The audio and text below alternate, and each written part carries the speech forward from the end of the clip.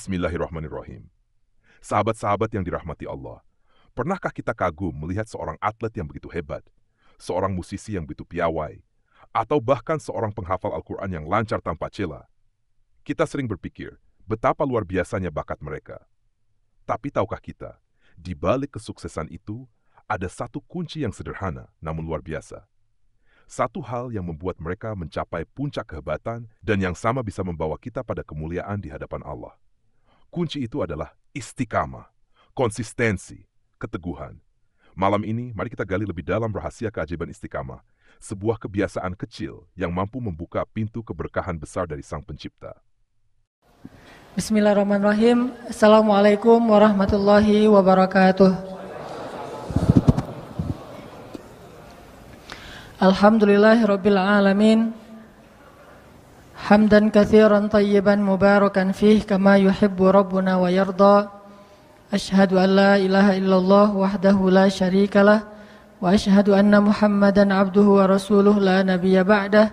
Allahumma salli wa sallim wa barik ala sayyidina wa habibina wa maulana wa qudwatina Muhammadin sallallahu alaihi wasallam wa ala alihi wa sahbihi minal muhajirin wal ansar, amma ba'd.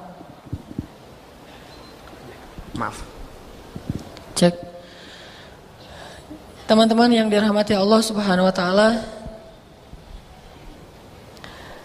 sesuai dengan poster yang disebarkan lewat Instagram, yang diposting di Instagram, kita pada malam ini akan membahas tentang bagaimana biar tetap semangat dalam ketaatan. Kalau bahasa posternya jangan kendor. Kalau bahasa pesantren istiqomah.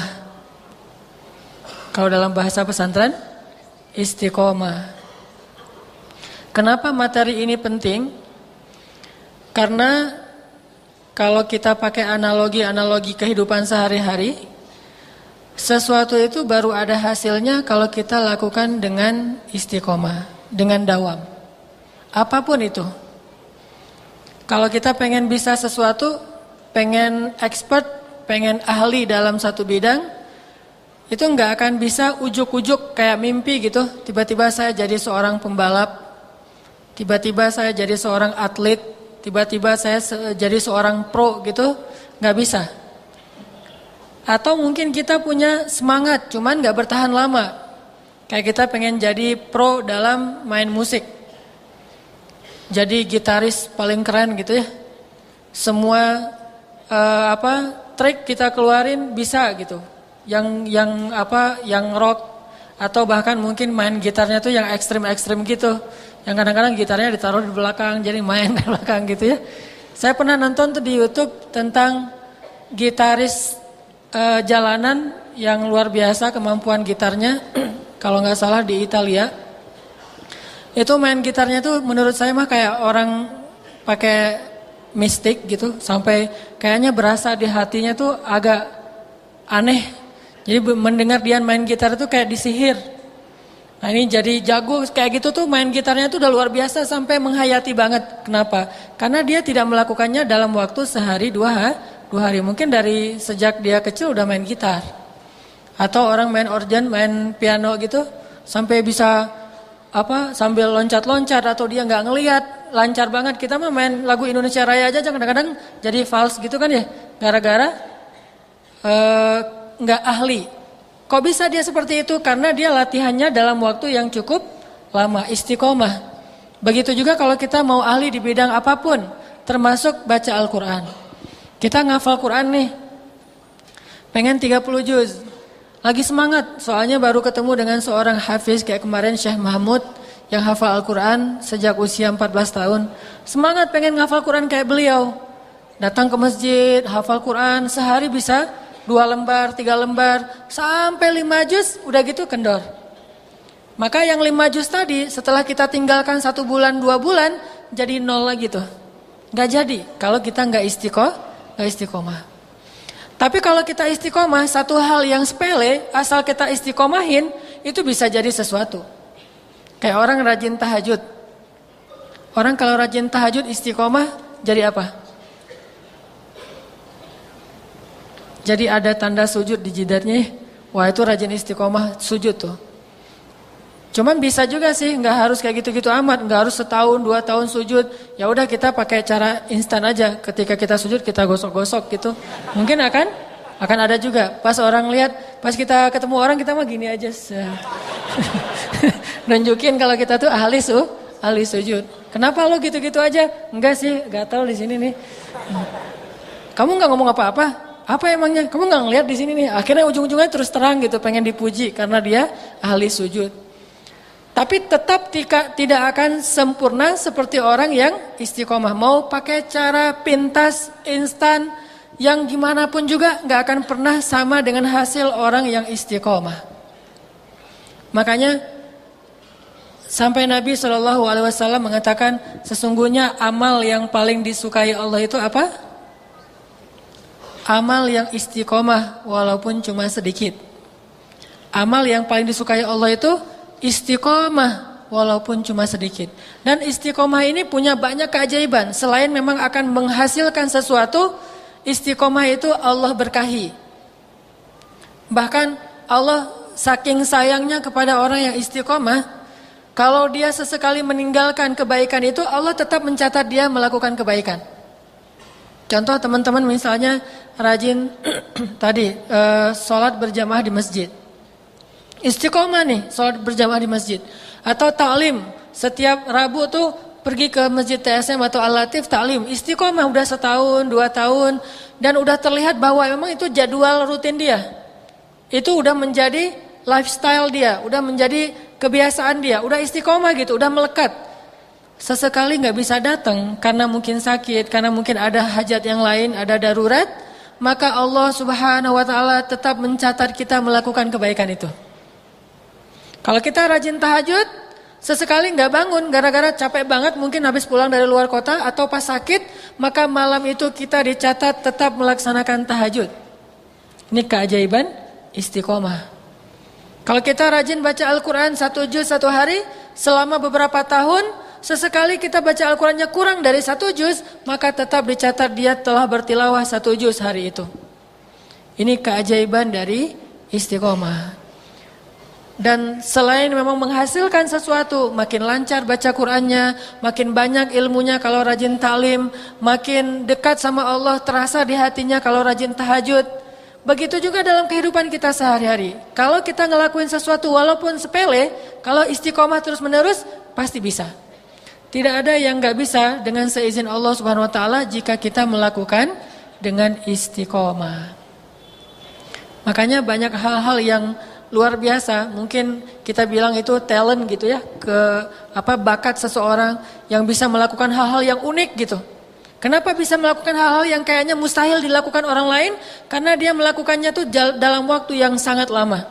Anak motor misalnya, kok bisa dia jumping atau sampai freestyle motornya, orang bola pakai freestyle kayak Neymar misalnya, kok bisa? Karena dia melakukannya dalam waktu yang lama. Bahkan kalau kita baca tentang kisah-kisah hidupnya para pemain bola kayak legend tuh misalnya sebutlah Maradona atau mungkin dulu ada Pele segala macam. Itu mereka bisa seperti itu setelah sekian lama. Bahkan kadang di antara mereka ada yang sejak kecil udah jadi pemain bola gitu. Dari kayak Lionel Messi dari sejak usia 4 tahun itu udah masuk klub. Artinya mereka tidak sehari 2 hari untuk menjadi sesuatu. Begitu juga dalam agama. Ketika kita pengen jadi seorang yang soleh, solehnya itu tingkat sahabat atau tingkat tabi'in, itu bukan perjalanan sehari 2 hari. Mungkin itu adalah perjalanan seumur hidup kita. Makanya, coba di antara sekian banyak amal-amal soleh, kita lihat. Kita mungkin pernah coba menghafal Quran, pernah nih coba menghafal Quran, pernah coba berdakwah di kampus, di sekolah, pernah nih coba berdakwah, pernah coba pengen tahajud deh gitu, pernah. Kalimat pernah ini artinya udah kita tinggalkan. Sekarang udah nggak kita lakuin lagi. Dari sekian banyak amal soleh yang kita lakukan, coba sekarang sebut mana yang masih kita lakukan dalam waktu yang lama. Mana yang kita istiqomahkan setelah 2-3 tahun, minimal 3 tahun baru kita disebut istiqomah. Mungkin dari sekian banyak amal yang kita lakukan, yang bertahan 3 tahun, mungkin cuma 1 atau 2, bahkan mungkin tidak ada. Ada yang udah kita lakukan sebulan, 2 bulan, itu belum bisa disebut istiqomah. Setahun belum, 3 tahun minimal, maka baru kita bisa melihat insya Allah amal itulah yang nanti akan memberatkan timbangan kita di akhirat di sisi Allah Subhanahu Wa Taala. Maka dari itu teman-teman yang dirahmati Allah, mari kita coba renungkan kembali pada malam ini dan kita semangati diri kita, yuk kita belajar istiqomah. Bukan cuma belajar memperbanyak amal, tetapi belajar mengistiqomahkan amal walaupun cuma 1 amal sederhana. Setelah amal yang wajib pastinya harus istiqomah. Ini saya bilang amal yang sunnah. Kalau yang wajib mah nggak perlu ngomong istiqomah udah pasti. Masa sholat ada naik turun ya? Kalau dia sekali sholat sekali enggak, itu namanya iman bukan naik turun, keluar masuk. Kalau iman naik turun itu, kalau lagi naik nambah dengan sholat-sholat sunnah. Kalau lagi turun bertahan di yang wajib, itu iman naik turun. Kalau lagi naik imannya, selain dia belajar taklim, dia mungkin browsing sendiri, dia otodidak, dia baca buku yang tebal-tebal, lagi naik imannya. Kalau lagi turun, minimal di batasan sholat Jumat dengan khutbah, itu lagi turun. Karena itu wajib kan, seminggu sekali seorang laki-laki wajib mendengar khutbah Jumat, nasihat untuk dirinya. Kalau lagi naik iman, dia puasa Senin Kamis, kalau perlu puasa Daud. Kalau lagi turun, tunggu Ramadan misalnya. Kalau lagi naik iman misalnya, ibadah-ibadah, sebutlah tilawah Al-Quran 1 juz. Kalau lagi turun, dengerin MP3 tilawah Al-Quran. Intinya tidak kurang dari yang wajib. Makanya yang wajib itu nggak perlu dibahas tentang bab istiqomah. Istiqomah itu yang sunnah-sunnah. Begitu juga istiqomah dalam mencari jodoh. Harus istiqomah.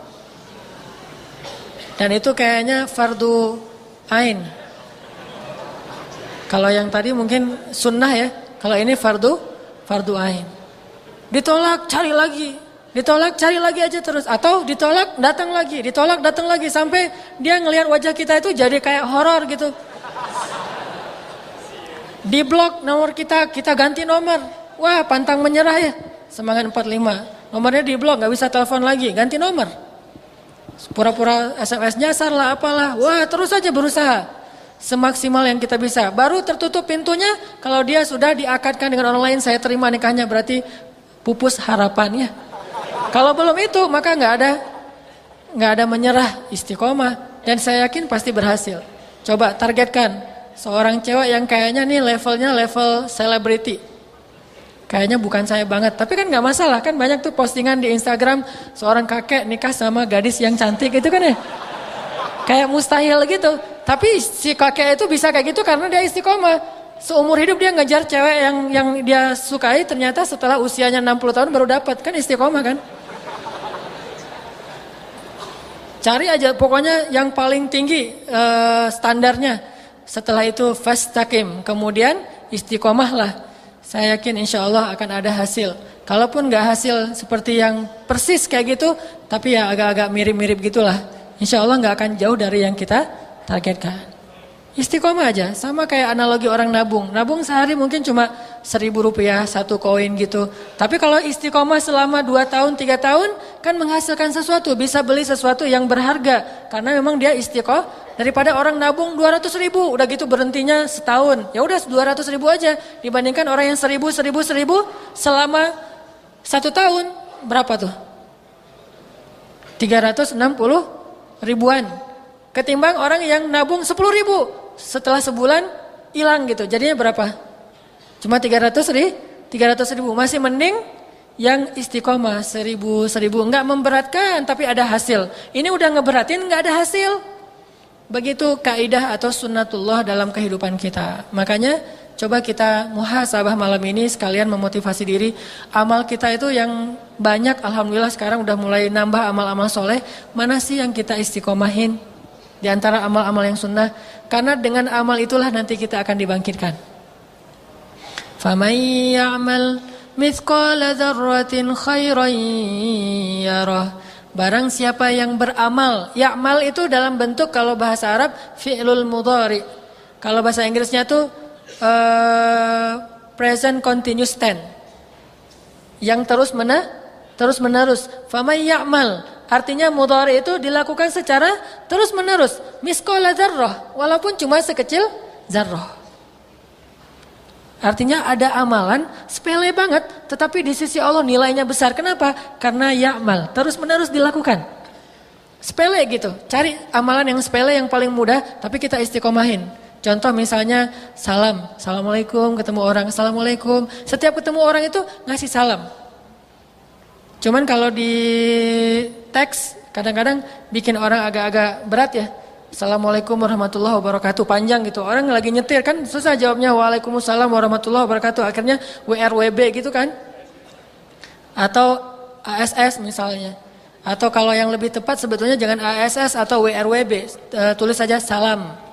Salam itu kata-kata Nabi Ibrahim dan malaikat ketika bertemu, ada di Al-Quran. Qalu salaman, qala salamun gitu ya. Malaikat bilang salam, Nabi Ibrahim bilang salam. Artinya kita punya amal istiqomah itu salam. Ketemu orang assalamualaikum, ketemu orang assalamualaikum. Asal dia muslim assalamualaikum. Kalau ketemu cewek assalamualaikum juga tapi nadanya beda. Assalamualaikum. Beda dikit gitu. Ada modus. Kenapa kamu salamin saya? Saya mah lagi belajar istiqomah salam.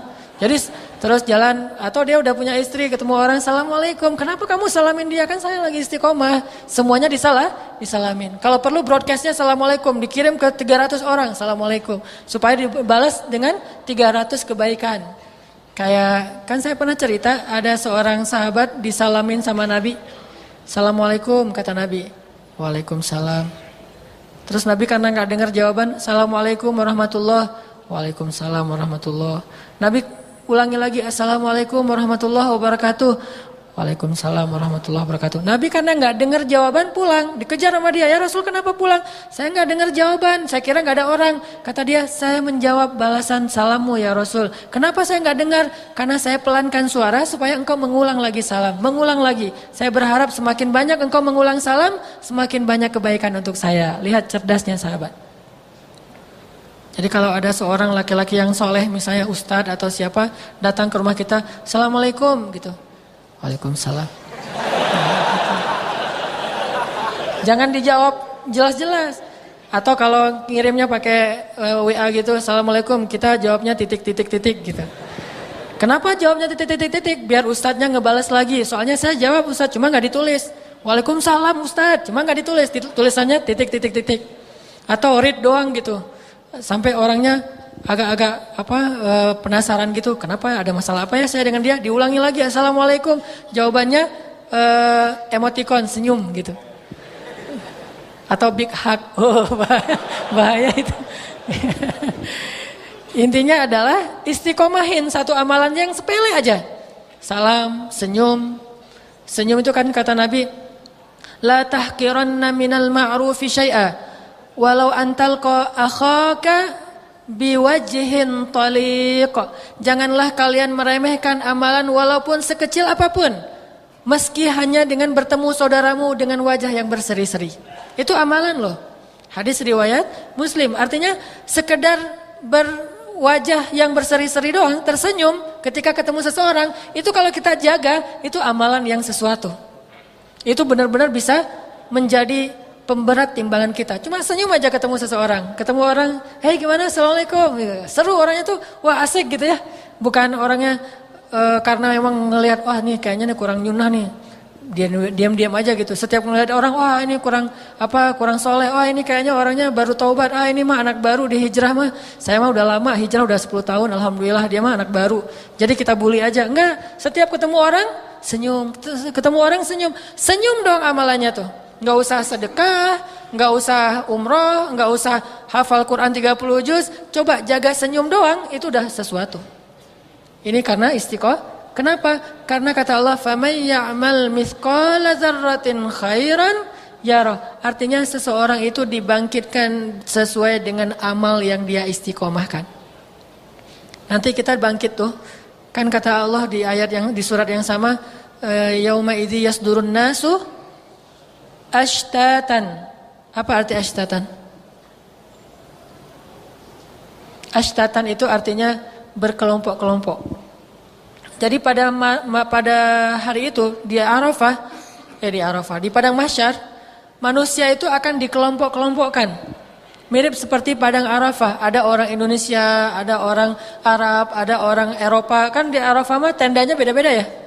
Nah nanti di Padang Mahsyar, manusia juga akan dikelompok-kelompokkan. Tetapi dikelompokkan bukan berdasarkan bangsa. Coba gimana ayatnya? Yauma idzi yasdurun nasu ashtatan liyurau a'malahum a'malahum. Pada hari itu manusia akan dikelompok-kelompokkan untuk diperlihatkan amal mereka. Amal apa? Amal yang paling istiqomah, yang paling dawam. Jadi kalau kita ahli senyum, nanti kita akan bangkit bersama satu kelompok orangnya itu senang senyum. Kalau kita ahli salam, bangkit bersama satu kelompok orang yang senang salam. Kalau kita ahli tilawah Al-Quran, akan dibangkitkan bersama orang yang para pecinta Al-Quran. Hamilul Quran, ada Salim Maula Abi Hudzaifah, ada Abdullah ibnu Mas'ud, ada Zaid bin Thabit, ada banyak orang yang ahli dalam ilmu Al-Quran, kita berada di sana.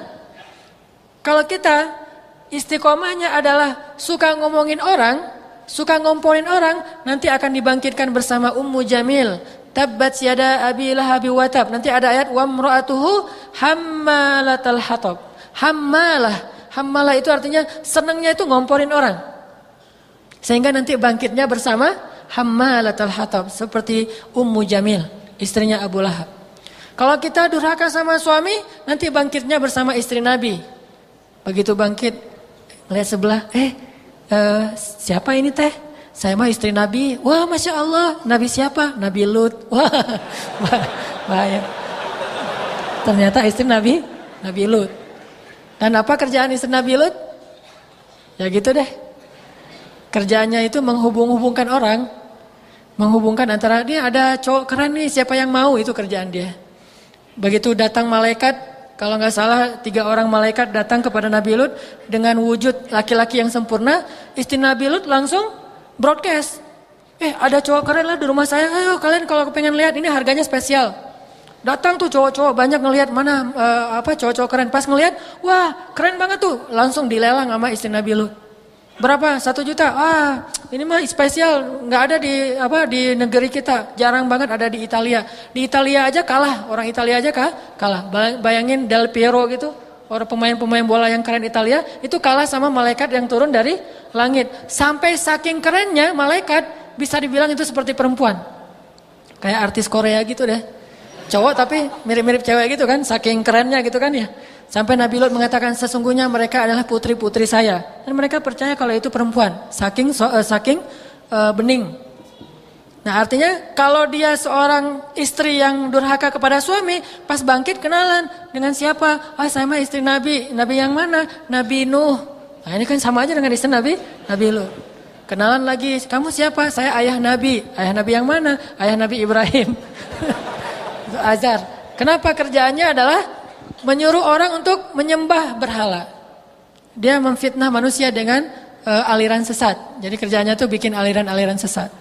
Ada juga yang bangkit, kenalan sama laki-laki yang keren banget. Siapa kamu? Saya Yahya alaihissalam. Oh, kok saya bisa masuk ke golongan Yahya alaihissalam? Karena kamu itu rajin duduk dalam majelis ilmu. Istiqomah. Yauma idzi yasdurun nasu ashtatan liyurau a'malahum. Pada hari itu manusia akan dikelompok-kelompokkan sesuai dengan amal yang paling mereka istiqomahkan. Bagaimana kalau istiqomahnya ada 2 amal? Berarti dia dikelompokkan dengan orang yang istiqomahnya 2 amal. Gimana amal kita, begitulah kelompok kita. Makanya saya selalu bercita-cita suatu saat saya berharap bisa ketemu dengan Nuruddin Zinki, bisa ketemu dengan Umar bin Abdul Aziz, bisa ketemu dengan Umar bin Khattab. Kenapa? Karena semangat tajdid, semangat pembaharuan dalam agama, berdakwah di jalan Allah, sehingga nanti pas bangkit dari kubur itu tiba-tiba kita berada dalam sebuah kelompok, ngelihat di sebelah orang gagah-gagah, Mas namanya siapa? Umar yang mana ya? Umar kayaknya banyak. Umar bin Khattab. Wah Masya Allah Umar bin Khattab. Sebelah lagi namanya siapa? Umar juga, Umar banyak banget Umarnya nih. Umar yang mana? Umar bin Abdul Aziz. Kan keren tuh kan ya. Ketemu lagi, siapa namanya? Saya Nuruddin Zinki. Ketemu orang-orang keren yang selama ini cuma kita baca di buku kisah-kisah mereka. Tiba-tiba kita berada di antara Mereka kenapa? Karena amalan yang paling kita istiqomahin itu adalah dakwah di jalan Allah. Ketemulah dengan para dai-dai yang fenomenal itu, yang legend di dalam sejarah Islam. Apa yang paling kita istiqomahin? Apalagi kalau kita istiqomahnya adalah sholat malam. Nanti ketemunya dengan Nabi Idris alaihissalam. Barisannya itu Idris alaihissalam. Barisannya itu kalau perempuan yang rajin sholat malam, istri Nabi yang bernama Hafsah.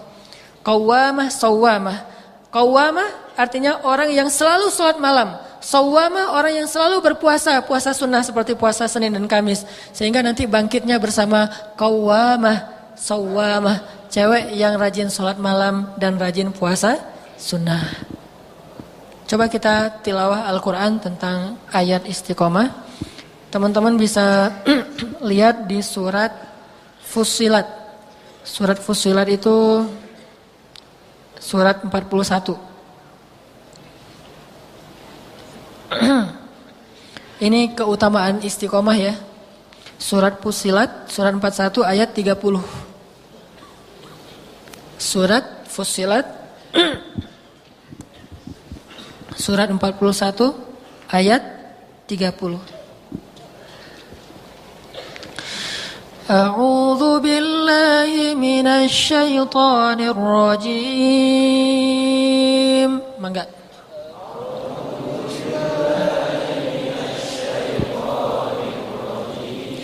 Bismillahirrahmanirrahim.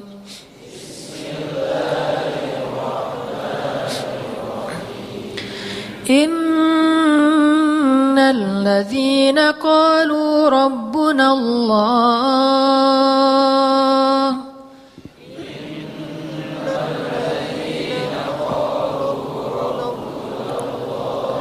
summa istaqamu tatanazzalu alaihimul malaikatu alla takhafu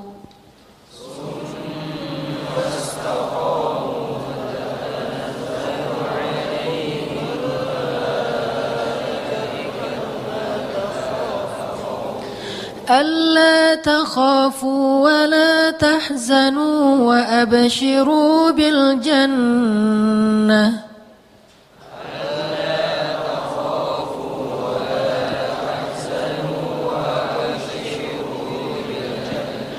وأبشروا بالجنة التي كنتم توعدون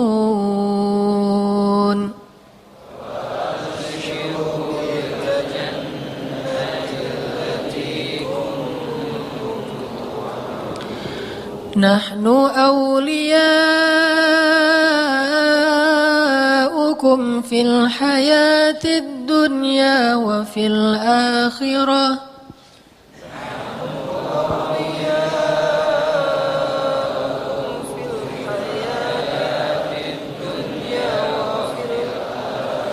ولكم فيها ما تشتهي أنفسكم ولكم فيها ما تدعون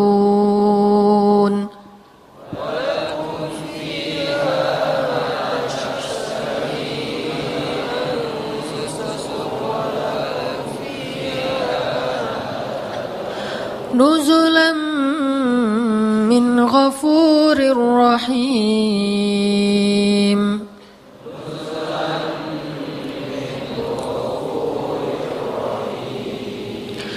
Sesungguhnya orang-orang yang mengatakan Tuhan kami adalah Allah, kemudian mereka meneguhkan pendirian mereka atau istiqamah, maka malaikat akan turun kepada mereka seraya berkata, janganlah kalian khawatir dan janganlah kalian sedih, dan bergembiralah dan gembirakanlah mereka dengan surga yang telah dijanjikan Allah kepada kalian. Kamilah pelindung-pelindungmu dalam kehidupan dunia dan akhirat. Di dalamnya kalian memperoleh apa yang kalian inginkan dan memperoleh pula di dalamnya apa yang kalian minta. Sebagai hidangan bagi kalian dari Tuhan yang Maha Pengampun lagi Maha Penyayang. Shadaqallahul Azim. Ini ayat janji Allah kepada orang yang istiqomah. Sesungguhnya orang yang mengatakan Rabbunallah atau orang yang mengatakan asyhadu an la ilaha illallah wa asyhadu anna Muhammadar Rasulullah, kemudian dia istiqomah. Kayak kita orang yang bertaubat, kemudian kita istiqomah. Istiqomah menjaga taubat kita, tidak balik lagi kepada dosa-dosa lama, kepada masa-masa jahiliyah. Jangankan balik melakukan, mengingatnya pun kita malu. Ini berarti orang istiqomah. Kalau kita istiqomah bertaubat, maka taubat kita itu disebut taubatan nasuha, taubat yang murni, taubat yang sebenar-benarnya. Kenapa? Karena istiqomah. Begitu teman ngajak jalan lagi ke tempat-tempat yang kayak gituan, kita bisa nolak. Begitu teman ada yang minum, kita nggak ikut minum. Kita cuma naktirin doang. Enggak lah ya. Enggak ditraktirin, enggak ditemenin, karena menemani, mentraktir, apalagi menyediakan, meramu, semuanya mendapatkan dosa yang sama dengan orang yang meminumnya. Orang yang minum sama orang yang mentraktir, orang yang mengajak, orang yang nemenin, orang yang membuat, orang yang menyediakan mendapatkan dosa yang sama dengan orang yang meminumnya. Sehingga kita nggak mau melakukan itu lagi. Terus masalah cewek atau cowok, masalah pacaran lah ya. Masalah pacaran juga kita coba hijrah beneran dari pacaran menuju ke pernikahan atau menuju ke penantian yang lebih halal gitu. Menanti dengan sabar, nggak mau terpancing lagi. Walaupun ada yang ternyata kita mengelok Instagram kita, tapi ada yang banyak request. Kita lihat, wah yang request banyak yang keren-keren nih, mau terima nggak ya gitu. Itu kan menguji keistiqomahan kita. Atau apalagi ada yang SMS nyasar, telepon nyasar, segala macam, tanya alamat atau apa, ternyata memang lagi udah mentargetkan kita gitu. Nah ini istiqomah, nggak mau balik lagi kayak gitu-gituan. Kalaupun teman-teman doang, nggak sampai teman tapi mesra. Teman sih cuman curhat panjang lebar, teman sih tapi jalan kemana-mana bareng. Jadi nggak mau terus terang tapi sama-sama baper. Sampai akhirnya kayak kuci-kucu hetahe gitu deh. Nggak tahu ya, masih muda berarti. Artinya istiqomah udah nggak mau pacaran lagi deh. Saya mah kalau kamu mau ayo kita nikah aja gitu. Itu berarti istiqomah. Nah, apa janji Allah bagi orang yang istiqomah kayak gitu? Summastaqamu tatanazzalu alaihimul malaikah. Malaikat akan turun kepada mereka. Malaikat itu turun ke langit bumi atau turun ke dunia, dan kemudian malaikat itu akan berkata kepada kita walaupun kita nggak mendengar. Tapi kadang ada yang bisa mengetahui itu lewat mimpi. Malaikat akan datang ke dalam mimpi kita dan memberikan kalimat la tahzanu wa la takhafu. Jangan khawatir, jangan sedih. Kalian nggak perlu khawatir dan kalian nggak perlu sedih. Apa yang udah terjadi kalian nggak perlu sedih. Apa yang akan terjadi kalian nggak perlu khawatir, karena Allah Subhanahu Wa Taala akan menjamin kebahagiaan untuk kalian kalau istiqomah. Pasti jadi itu. Sama kayak kita pengen ngecelin perut. Kita harus istiqomah apa? Istiqomah push up, istiqomah sit up, istiqomah makan sebelum jam 9 malam, istiqomah minum air hangat sebelum tidur, istiqomah tidur jangan lebih dari jam 11 malam, jangan begadang. Kalau kita nggak istiqomah, walaupun pengen banget beli semua buku-buku tentang cara menjaga tubuh, buku tentang fitness segala macam, kita beli majalah-majalahnya, tapi kita nggak istiqomah, itu hanya jadi amani, angan-angan. Jadi bedanya orang yang berangan-angan dengan orang yang beramal adalah istiqomah. Oh ya? Ya. Kita istiqomah berhenti di waktu Isya. Mudah-mudahan kita nanti lanjutkan lagi setelah sholat Isya. Barakallahu li wa lakum. Bismillahirrahmanirrahim. Teman-teman yang dirahmati Allah Subhanahu wa taala, kita tadi membahas surat apa? Fussilat ayat 30. Tentang jaminan Allah buat orang yang istiqomah. Sedikit teori ya, bahwa istiqomah itu ada dua bentuk. Ada istiqomah namanya dawam. Dawam itu continue, terus menerus. Kayak contoh-contoh yang tadi saya sebutin, kita sholat tahajud, dawam. Kita tilawah Al-Quran, dawam. Kita tersenyum kepada orang lain, dawam. Kita memaafkan orang lain itu sering. Ini namanya istiqomah dalam bentuk dawam. Sesungguhnya amal yang paling disukai Allah adalah adwamuha, yang paling dawam. Walaupun wa in qallat, walaupun cuma sedikit. Kata Nabi, inna ahabbal a'mal ilallah, sesungguhnya amal yang paling disukai Allah itu adwamuha, yang paling dawam, yang paling kontinu. Wa in qallat, walaupun cuma sedikit. Faman ya'mal mithqala dzarratin khairan yarah. Itu satu makna istiqomah. Yang kedua, makna istiqomah itu artinya mustaqim, on the track, tidak mencela-mencela gitu, enggak ke kanan, enggak ke kiri yang dia kadang-kadang gagal fokus. Jadi makna istiqomah, fokus aja, on the track aja, enggak usah keluar dari jalur yang sudah Allah buat. Ibarat kereta api mah tetap di atas relnya, enggak keluar dari rel, maka itu juga makna istiqomah. Kayak kita lagi sakit, kemudian kita berobat ke dokter, itu masih on the track? Masih? Masih ya, karena medis itu ilmiah dan ilmiah itu dibolehkan dalam agama. Datang ke dokter, ternyata belum ada hasil, belum ada perubahan, masih aja sakit. Terus kita datang ke terapis, kita minum herbal. Selain obat-obat yang medis yang dari konvensional, kita minum herbal juga yang holistik. Itu juga masih on the track. Yang nggak boleh adalah ketika kita dokter mungkin mengatakan, ini udah parah, suruh pulang aja dan makan aja apa yang dia suka. Atau kemudian terapi juga nggak ada hasil, nggak ada perubahan, nggak ada progres. Akhirnya kita datang ke orang pintar, datang ke dukun. Nah ini berarti nggak istiqomah. Kalau kita istiqomah, kita terus saja berikhtiar dengan ikhtiar yang Allah bolehkan. Kayak misalnya kita kerja, cari aja pekerjaan yang halal, walaupun ujiannya banyak, tapi tetap aja di situ. Ini namanya on the track. Nah ini mustaqim. Ini insya Allah orang yang summastaqamu, kemudian mereka istiqomah. Makna yang kedua ini lebih besar dan lebih penting daripada makna yang pertama. Makanya ada orang yang hidupnya mungkin amalannya nggak banyak, tetapi dia nggak berbuat dosa. Tetapi dia nggak melanggar syariat Allah. Dia bukan ahli tahajud, bukan ahli puasa, bukan ahli ibadah-ibadah sunnah, tetapi dia nggak pernah melanggar syariat Allah Subhanahu Wa Taala. Berarti dia orang yang istiqomah, udah on the track tuh. Kayak cewek misalnya pakai jilbab. Ketika dia di rumah mungkin biasanya buka jilbab, apalagi kalau tinggalnya di Jakarta, di Surabaya yang panas gitu ya, di rumah pengen buka jilbab biar nggak gerah. Tapi sesekali datang sepupu ke rumah kita, datang sepupu kan bukan muhrim kan ya, sehingga kalau di depan sepupu harus menutup aurat. Nah dalam keadaan panas-panas kita tetap menutup aurat kita, walaupun dalam keadaan gerah kita tetap menjaga aurat kita. Itu namanya istiqomah. Tidak keluar dari garis yang Allah Subhanahu Wa Taala buat. Nah, orang-orang yang bisa istiqomah dengan dua bentuk istiqomah ini, Allah kasih garansi.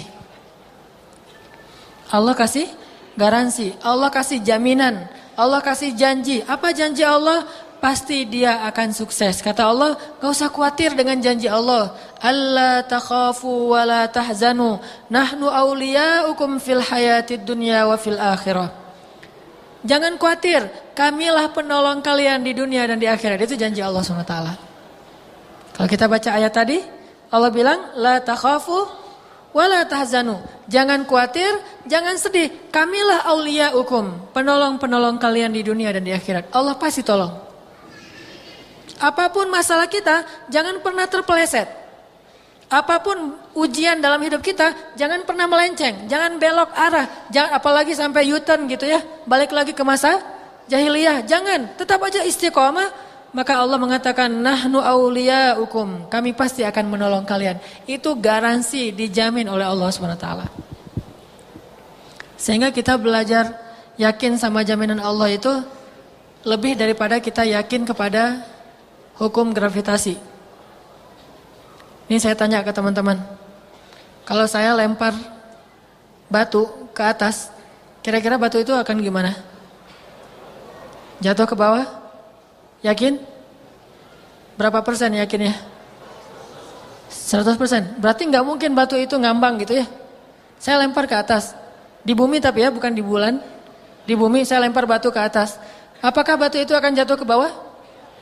Ada yang berani bertaruh batu itu akan ngambang atau akan ngapung di udara gitu? Ngambang? Ada yang berani?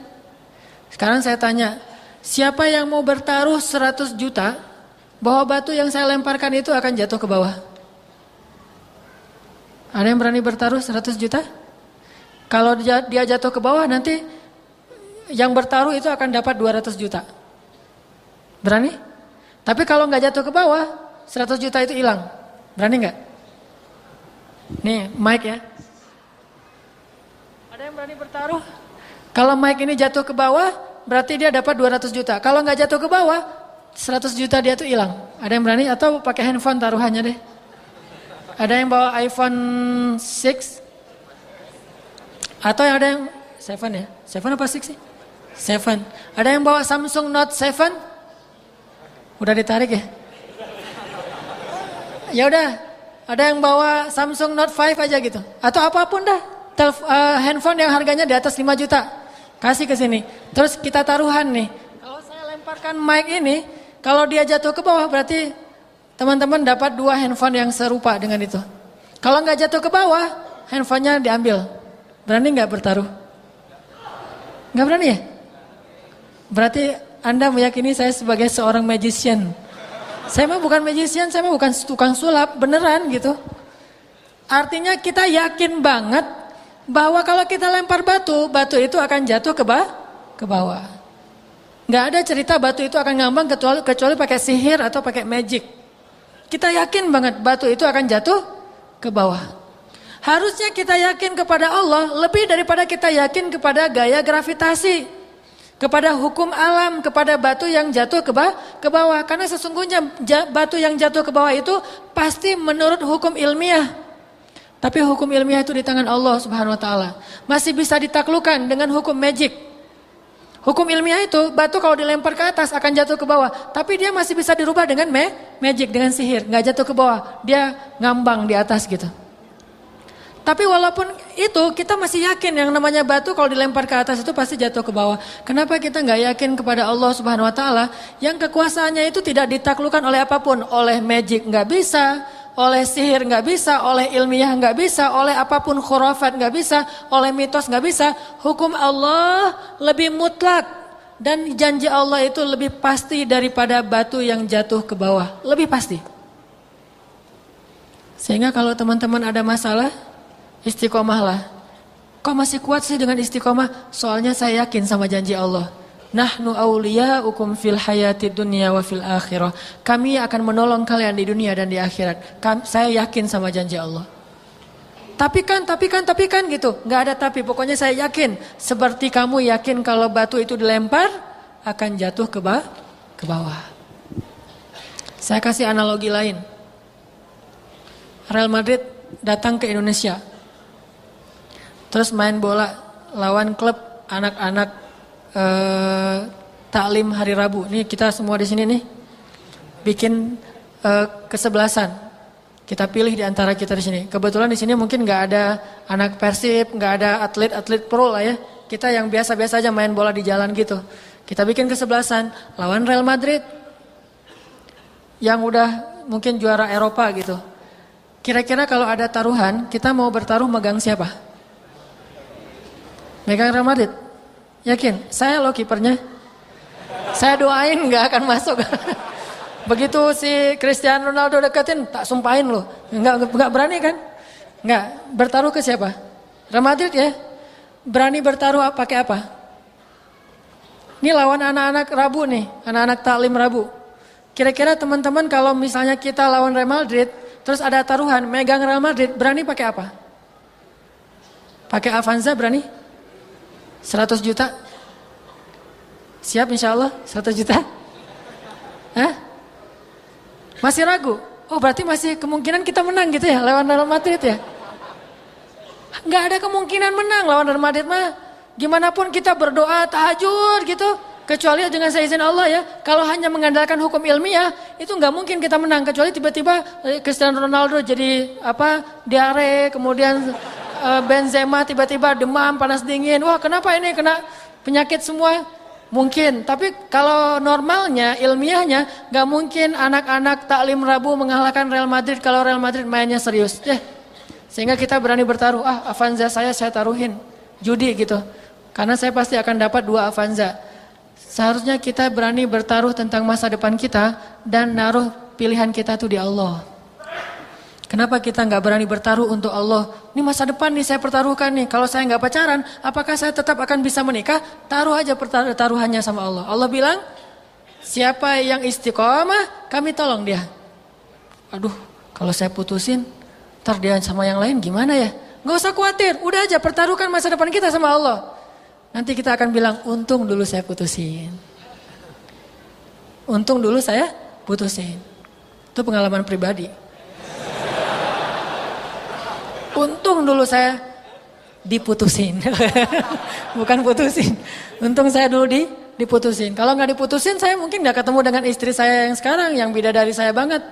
Untung saya dulu diputusin. Sehingga saya ketemu dengan bidadari. Cie. Hashtagnya cie. Yakin aja sama Allah. Pokoknya kalau misalnya ada pertaruhan hidup, pilihan antara halal dan haram. Kalau antara halal dan haram tuh nggak usah sholat istikharah. Sholat istikharah itu berlaku hanya untuk yang halal dan halal. Tapi kita bingung mana yang terbaik. Kalau yang satu halal, yang satu haram, ntar dulu saya istikharah dulu nih. Yang pilih yang halal apa yang haram? Nggak perlu itu mah.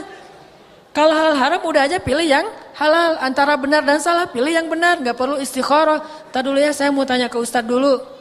Ustadznya bilang pilih yang halal atau ntar dulu kan Ustadznya baru satu. Saya pengen memilih jumhur ulama, mayoritas ulama gitu. Udah nggak perlu yang kayak gitu-gitu karena udah jelas halal dan haram. Pilihlah Allah, Allah pasti akan menjamin kehidupan kita. Sama kayak kita misalnya punya iPhone, rusak nih, pengen diservis. Kalau kita servis di iPhone itu dikasih garansi ya, sehingga kalau rusak lagi pasti nanti gratis. Tapi kalau kita servis di selain iPhone di tempat-tempat biasa, servis yang biasa nggak ada garansinya kecuali garansi toko doang gitu. Paling 3 hari. Itu juga kalau ada. Kira-kira kita akan milih garansi yang mana? Akan milih servis di mana nih? Di iPhone yang resmi supaya ada garansinya. Allah Subhanahu wa taala pemilik alam semesta dan Allah yang menggaransi alam semesta. Makhluk kalau ngasih garansi pasti bohong. Gak mungkin makhluk bisa memberi garansi hidup kita karena dia bukan pemiliknya. Orang hidup dia aja lillah, punya Allah Subhanahu wa taala. Makanya belajar tafakur, ingat-ingat, wah, batu kalau dilempar ke atas pasti jatuh ke bawah, saya yakin. Masa Allah saya nggak yakin? Padahal Allah itu lebih pasti daripada batu jatuh ke bawah.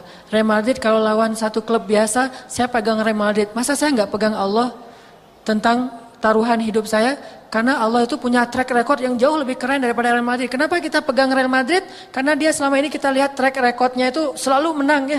Dalam banyak pertandingan terutama juara Eropa misalnya. Kenapa kita nggak pegang Allah? Bukankah Allah pencipta alam semesta, pemelihara alam semesta? Allah udah banyak nolong orang-orang yang istiqomah di jalannya. Itu nggak jadi bukti gitu? Afala ta'qilun? Tidakkah kalian berpikir? Tidakkah kalian melihat? Tidakkah kalian mentafakuri? Qul siru fil ard, berjalanlah di muka bumi dan lihat bagaimana Allah Subhanahu wa taala menunjukkan kebesaran di dalam cerita-cerita umat terdahulu. Itu teman-teman. Makanya kita coba belajar istiqomah. Pertama, dawam dalam amal soleh.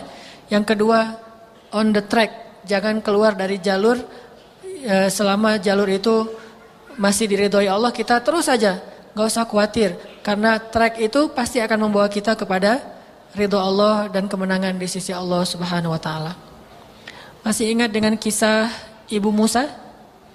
Nanti sekali-kali di rumah coba baca surat Al-Qasas ya. Di surat Al-Qasas itu ada kisah bagaimana Allah menolong Ibu Musa ketika Ibu Musa mengikuti cara Allah. Jadi ceritanya kan Musa itu lahir di Mesir pada tahun ketika nggak boleh melahirkan anak laki-laki dari Bani Israel. Jadi kalau anak laki-laki lahir itu akan dibunuh sama Firaun. Kakaknya Musa, Harun, lahir di tahun yang boleh lahir anak laki-laki. Jadi selang-seling, setahun boleh, setahun nggak boleh. Harun lahir di tahun yang boleh lahir anak laki-laki. Jadi dia nggak diapa-apain, selamat. Giliran Musa, ujiannya, kalau bahasa kita mungkin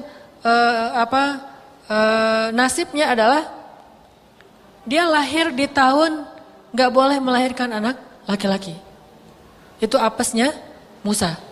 Sehingga akhirnya ibunya karena melahirkan anak laki-laki khawatir terhadap keselamatan anak laki-laki. Langsung dibawa lari. 3 tinggallah di pesisir Sungai Nil, lari dari perkampungan Yahudi. Karena perkampungan Yahudi udah semuanya ketahuan kalau ada yang hamil dan mau melahirkan. Akhirnya dia lari ke pesisir Sungai Nil, tiba-tiba suatu malam dia bermimpi, Allah bilang dalam mimpinya, kasih ilham, hanyutkan putramu ke Sungai Nil. Jangan khawatir, nanti kami akan mengembalikannya kepadamu. Itu janji Allah. Pertama malam mimpi masih ragu gitu, ini benar gak ya ilham? Jangan-jangan ini bisikan setan. Datang ke ulama Yahudi, ulama Bani Israel. Saya mimpi kayak gini, kata ulamanya. Benar, itu mimpi ilham dari Allah, hanyutkan putramu ke Sungai Nil. Tapi seorang ibu kan susah. Perasaan ibu kan dalam, luar biasa, cintanya paling besar. Sehingga masih mikir. Malam kedua mimpi lagi tuh, hanyutkan putramu ke Sungai Nil. Malam ketiga mimpi lagi. Setelah makin mantap, akhirnya ibu Musa bikin keranjang gitu.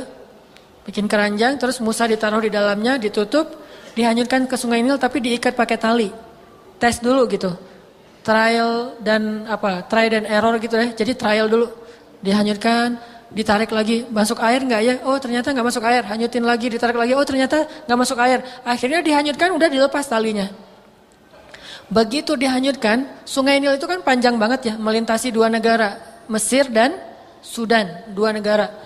Ketika dihanyutkan, ibu Musa langsung merasa kehilangan. Aduh, putraku, kekasihku, jantung hatiku udah hilang di bawah arus. Bayangin kita kadang-kadang berpisah dengan anak kita, sehari aja tuh udah kangennya minta ampun. Saya, maaf yang belum punya anak. Saya kalau lagi umroh tuh ya, baru berangkat ke Jakarta mau naik pesawat, itu di jalan di tol itu udah kangen, udah telepon. Kata anak, Babang kenapa telepon? Kangen sama Aisyah, kangen sama Maryam gitu. Terus satu hari di Mekah udah telepon fit call gitu. Terus minta foto yang lagi tidur, karena foto anak lagi tidur itu polos banget, bikin baper banget kan. Dia lagi tidur dengan wajah polosnya. Wah pengen kangen pulang. Padahal kita tahu 10 hari lagi kita akan ketemu dengan mereka. Tapi kangennya luar biasa. Gimana kalau perpisahannya itu gak tahu kapan akan bertemu lagi. Kan itu berat. Berpisah untuk ketemu lagi aja berat. Apalagi berpisah gak tahu akan ketemu kayak gimana. Kecuali karena iman. Dilepaskanlah Musa hanyut di Sungai Nil. Untuk menghindari Firaun. Qadarullah, takdir Allah ternyata setelah hanyut di Sungai Nil itu malah masuk ke selokan yang mengarah ke tempat pemandian keluarga Firaun. Menghindar dari Firaun, malah Allah datangkan kepada Firaun. Coba skenario Allah. Allah tuh cerdas. Hakimun, maha bijaksana. Dan Allah itu wa makaru wa makarallahu wallahu khairul makirin. Mereka merencanakan rencana jahat, Allah juga punya rencana, dan rencana Allah yang paling baik. Terserah mereka, orang-orang musuh itu mau rencanain apa. Akhirnya didatangkan Musa hanyut masuk selokan mengarah ke pemandian keluarga Firaun. Tiba-tiba ditemukan oleh dayang-dayang Firaun, ada keranjang yang ngapung-ngapung di air, kemudian diambil, pas dibuka ternyata bayi, lucu banget. Namanya juga bayi Nabi, punya aura yang luar biasa. Bayi model aja keren, apalagi bayi Nabi. Ini bayi akan jadi cover boy, misalnya akan jadi misalnya cewek apa. Ini bayi Nabi yang dipilih dari langit, jadi duta Allah Subhanahu Wa Taala. Itu punya aura yang semua orang kalau ngelihat jatuh hati. Langsung dibawa kepada istri Firaun. Ketika istri Firaun melihat, langsung jatuh hati. Dan dengan takdir Allah, istri Firaun belum punya anak. Nanti dia baru punya anak setelah mengangkat Musa sebagai anaknya. Baru nanti punya anak. Mungkin jadi kayak dipancing gitu. Nah, karena istri Firaun gak punya anak, dia pengen banget punya anak laki-laki. Begitu dapat bayi Musa, langsung didekap, dibawa kepada Firaun. Kata istri Firaun, qurratu ainin li walak. Ini anak ini menyejukkan hati saya dan hati kamu. Kata Firaun, laki la liya. Dia menyejukkan hati kamu, hati saya enggak, kata Firaun. Dan Firaun itu by the way bukan orang bodoh ya. Dia itu raja dan dia tahu bahwa ini anak Bani Israel yang sengaja dihanyutkan supaya tidak dibunuh. Dia tahu banget. Makanya akhirnya Firaun mengatakan, akan saya bunuh anak ini. Kata istrinya, jangan kita nggak punya anak. Minimal kamu tahan dulu sampai saya puas dengan anak ini. Sampai dia besar. Kata Firaun, ya sudah kita tunggu aja waktunya. Pokoknya saya akan bunuh dia. Tinggallah Musa di dalam istana Firaun, dilindungi oleh Asia. Baru hari pertama tinggal di sana, Musa nangis karena pengen susu. Akhirnya raja mengumumkan sebuah sayembara, bikin audisi. audisi menyusui bayi raja. Dan gak tahu kalau itu bayi yang pungutan. Dikira itu bayi Firaun, anak raja. Siapa yang bisa menyusui bayi raja akan dikasih hadiah yang sangat banyak. Dan dapat kedudukan di sisi raja. Mulailah ibu-ibu yang ada di Mesir pada daftar ikut audisi menyusui. Wah, daftar, ada ratusan orang daftar. Pengen nyusui Musa. Bayangin cara Allah memperlakukan hambanya. Yang tadi mungkin nyusuinya aja diam-diam, sekarang orang mendaftar untuk nyusui dia. Kalau kita istiqomah, Allah akan datangkan banyak orang untuk menolong kita. Kalau kita istiqomah, orang akan ngantri untuk membantu kita. Orang akan meminta, tolong saya aja yang mau bantu kamu, saya aja yang mau bekerja sama dengan kamu, saya aja pengen ngasih manfaat buat kita. Kalau kita istiqomah, Allah akan datangkan orang untuk memberi manfaat kepada kita. Bahkan ngantri, kalau perlu dia daftar, kalau perlu dia bayar untuk bisa nolong kita.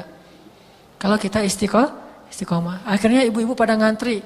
Ternyata ibu Musa juga ngutus tetehnya Musa. Musa kan punya punya teteh ya. AA-nya Musa siapa? Harun. Itu AA-nya Musa. Tetehnya nggak disebutkan namanya. Nah tetehnya Musa ini mengikuti perkembangan tentang adiknya. Udah sampai di mana? Ternyata pas adiknya masuk ke istana, dia kaget banget. Gimana nih nasib adik saya? Pasti akan dibunuh. Dia intip-intip berita di pasar. Ternyata dia dengar berita lagi ada audisi ibu menyusui. Langsung dia daftar. Saya juga mau daftar. Tapi dia di antrian paling belakang. Begitu satu demi satu ibu-ibu datang mendekat Musa. Musa nangis, kejar-kejar gitu. Kejar-kejar apa? Bahasa Sundanya teh? Wah, kejang-kejang gitu kan ya. Nangis pokoknya nggak mau aja disusuin. Datang ibu yang kedua nggak mau, datang ibu yang ketiga. Wah, ini ibu kayak gini mas saya nggak mau nyusui sama dia. Terus aja. Musa nggak mau menyusui sampai ada puluhan mungkin ratusan ibu-ibu menyusui. Musa nggak mau satupun. Sampai giliran terakhir itu tetehnya Musa. Begitu datang orang-orang kerajaan bingung. Ini anak ABG tapi mau menyusui. Kamu ngapain ke sini? Saya pengen daftar juga. Kamu nggak bisa menyusui untuk apa bayi itu? Enggak, saya bukan mau menyusui, mau menawarkan seorang ibu susu yang baik. Akhirnya dia datang kepada Asia, istri Firaun bilang, maukah kalian aku tunjukkan seorang ibu yang bisa menyusuinya dan mendidik dia dengan baik? Kata Asia karena udah gak ada pilihan, ya sudah datangkan ibu itu ke sini. Kalau dia bisa, saya kasih hadiah besar. Datanglah ibu Musa, dibawa sama tetehnya. Bu, adik udah ketemu di mana? Di istana Firaun. Hah? Gitu. Kan ini kayak di sinetron gitu kan? Gitu kan, lama sinetron kita mah suka bengong gitu kan ya?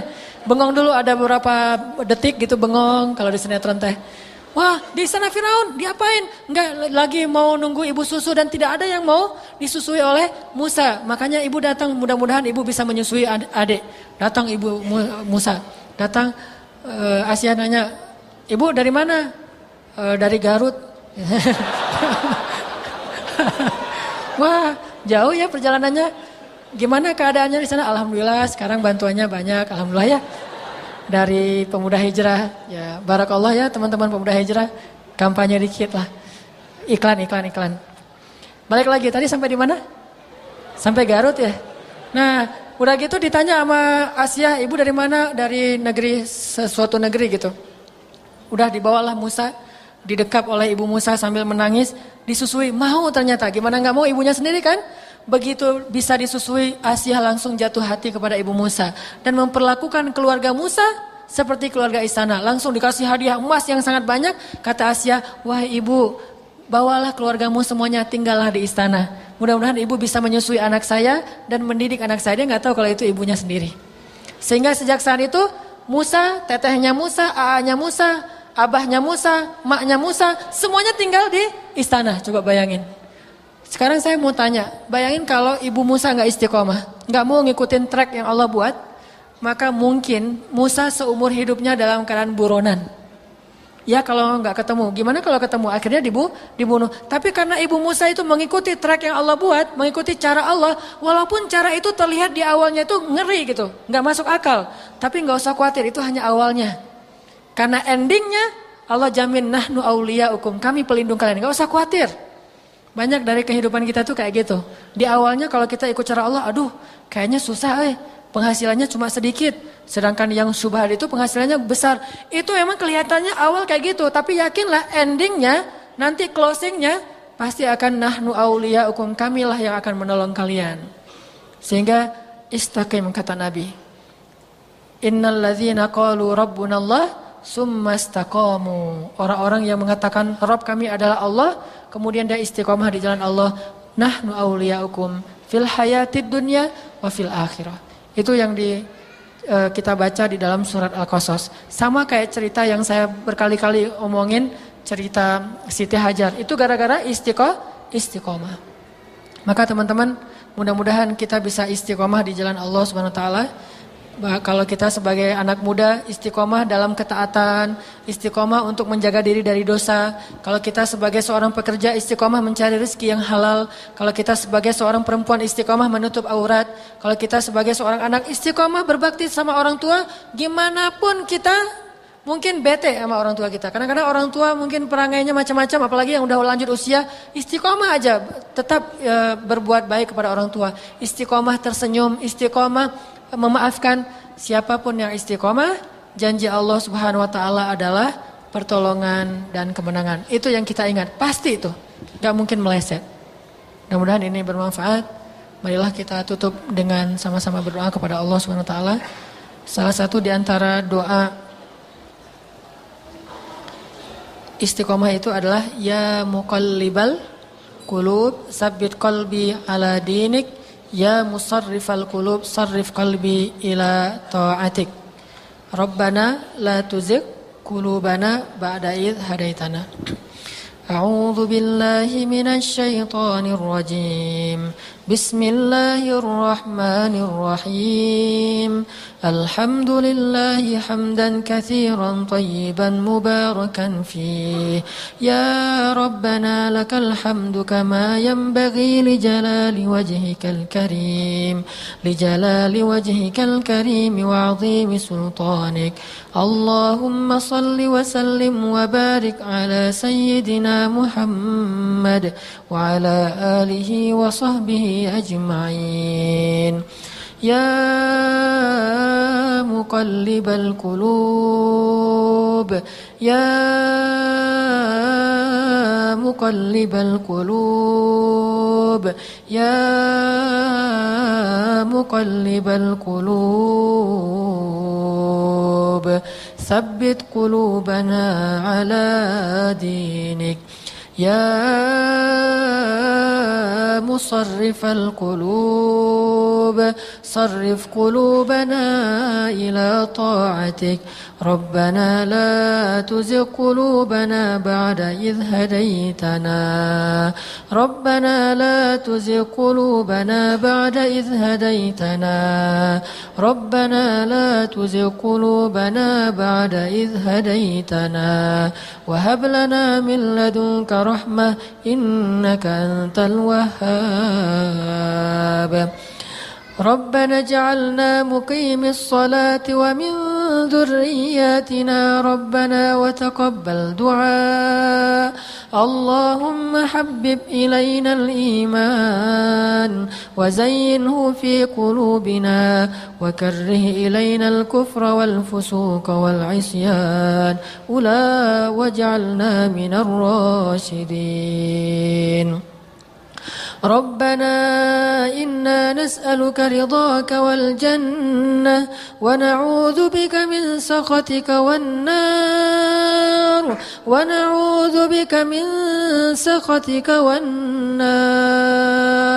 ونعوذ بك من سخطك والنار. يا عزيز يا غفار يا رب العالمين. اللهم اغفر لنا ذنوبنا. اللهم اغفر لنا ذنوبنا. اللهم اغفر لنا ذنوبنا وكفر عنا سيئاتنا وتب علينا يا تواب.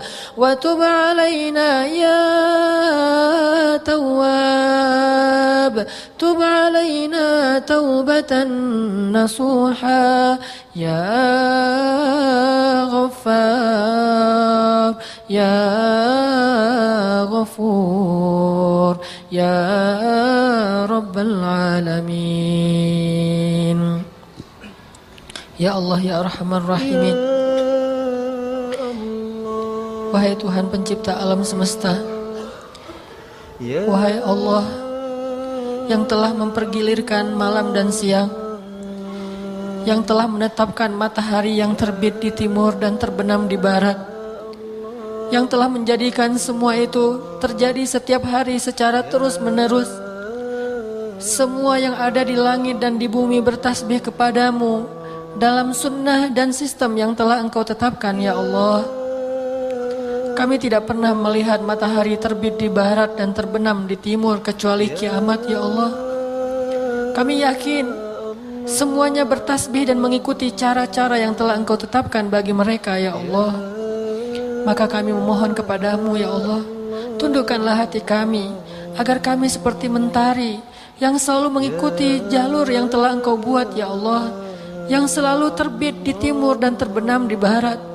Apapun kondisinya, ya Allah, baik di musim dingin maupun musim panas, selalu terbit di timur dan terbenam di barat. Jadikanlah hati kami seperti matahari. Jadikanlah kehidupan kami mengikuti syariat-Mu, ya Allah, sebagaimana alam semesta mengikuti sistem yang telah Engkau jadikan, ya Allah. Jadikanlah kehidupan kami berada di dalam sunnah-Mu, ya Allah, tidak keluar dari sunnah-sunnah-Mu, ya Allah. Ya Arhamar Rahimin, Engkaulah yang menggenggam hati hamba-hamba-Mu, ya Allah. Kami tidak berdaya untuk membolak-balikan hati kami sendiri, ya Allah. Engkaulah yang membolak-balikannya zatal yamini wa zatal shimal, ke kanan dan ke kiri, ya Allah. Engkaulah yang menjadikan hati ini cinta kepada kebenaran dan benci kepada kekufuran. Engkau yang berkuasa atasnya, ya Allah. Ya muqallibal qulub, tetapkanlah hati kami dalam agama-Mu, ya Allah. Condongkanlah hati kami kepada kebaikan-kebaikan di sisi-Mu, ya Allah. Kuatkanlah keimanan di dalam hati kami untuk selalu yakin kepada janji-janji-Mu, ya Allah. Apapun yang terjadi dalam hidup kami, ya Allah, jadikanlah kami selalu yakin kepada janji-Mu, ya Allah. Karena hanya dengan berpegang teguh kepada janji-Mu, kami menjadi kuat, ya Allah.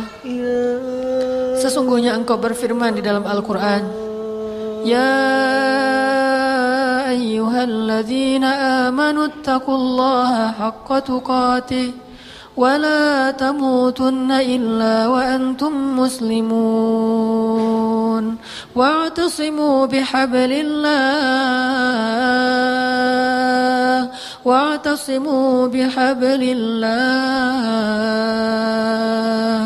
dan berpegang teguhlah kalian kepada tali agama Allah. Berpegang teguhlah kalian kepada janji Allah. Jangan kalian melepaskan janji-janji Allah. Janganlah kalian memegang janji-janji lain selain janji Allah. Karena sesungguhnya hanya tali agama Allah yang kokoh. Urwatul wusqa. Barang siapa yang berpegang kepada tali selain tali agama dan janji Allah, maka dia akan terputus dan celaka. Ya Allah, ya Arhamar Rahimin, kuatkanlah hati kami, ya Allah, ketika Engkau menguji kami, ya Allah, agar kami tetap istiqomah di jalan-Mu, ya Allah. Agar kami tetap dalam ketaatan kepada-Mu, ya Allah. Agar kami tidak pundung dalam menjadi hamba-Mu yang soleh, ya Allah. Ya Arhamar Rahimin, jadikanlah kami orang-orang yang mencintai kebenaran. Dan jadikanlah rasa cinta itu indah di dalam hati kami, ya Allah. Dan jadikanlah kami orang yang benci kepada kekufuran. Dan rasa benci itu kuat di dalam diri kami, ya Allah. Ya Arhamar Rahimin, satukanlah hati kami sesama kaum muslimin, sehingga kami hidup dalam keadaan bersaudara dan saling mencintai, ya Allah. Ya muqallibal qulub, ya Arhamar Rahimin, bangkitkanlah kami nanti di akhirat dengan amal-amal yang baik yang kami istiqomahkan. Janganlah Engkau bangkitkan kami di akhirat dengan dosa-dosa yang tidak mampu kami tinggalkan, ya Allah.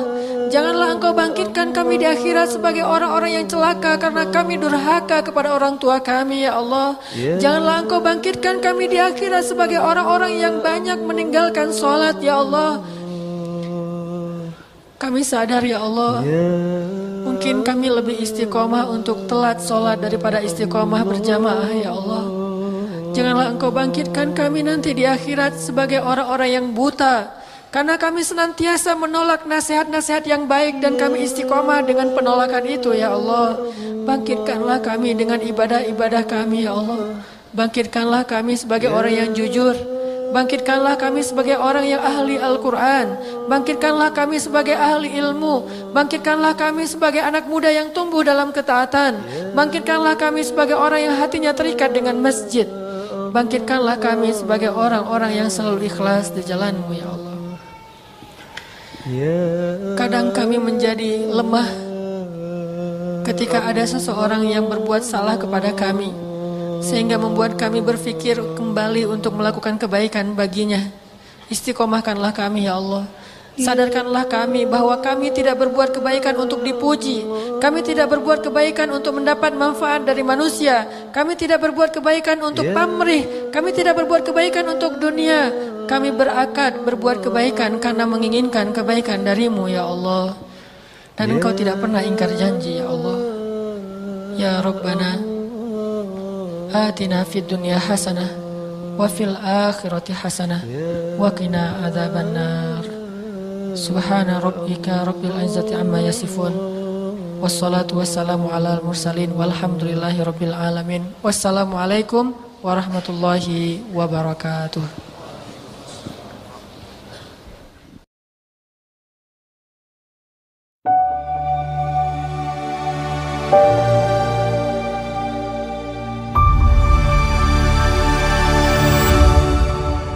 Ceramah ini menekankan pentingnya istiqamah, konsistensi dalam menjalankan kebaikan dan ketaatan kepada Allah. Istiqamah berarti melakukan amal baik secara terus-menerus, meskipun sedikit, serta tetap berada di jalan yang benar tanpa menyimpang.